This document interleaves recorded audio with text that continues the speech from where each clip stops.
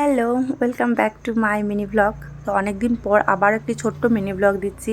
জানি না কেন ইচ্ছা হলো আজকের দিনটা শেয়ার করার জন্য, ওই জন্য আর কি শেয়ার করলাম। তো এখানে দেখতেই পাচ্ছ সকালবেলা ছেলেকে আমি হরলিক্স, দুধ আর কলা দিয়েছিলাম। আর এখানে সবাই পড়তে চলে এসেছিলো, তাদেরকে পড়াচ্ছিলাম আমি।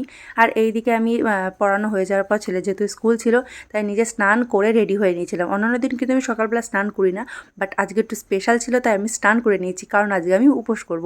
তো এদিকে আমার ছেলের বান্ধবীর মা আর বান্ধবী দুজনাই চলে এসেছে। যথারীতি আমরা হেঁটে হেঁটে যাচ্ছি ছেলেকে স্কুল দিতে। আর হ্যাঁ, ওদের কিন্তু এক্সাম চলছে। তো ওদের পরীক্ষার হলে ঢুকিয়ে দেওয়ার পরে আমি এখানে চলে এসেছি ফল নেওয়ার জন্য। এখানে তরমুজ আর 5 রকম ফল নিয়েছিলাম, এখানে মিষ্টি নিয়েছিলাম। তারপরে সোজা সেসব নিয়ে চলে এসেছিলাম স্কুলে।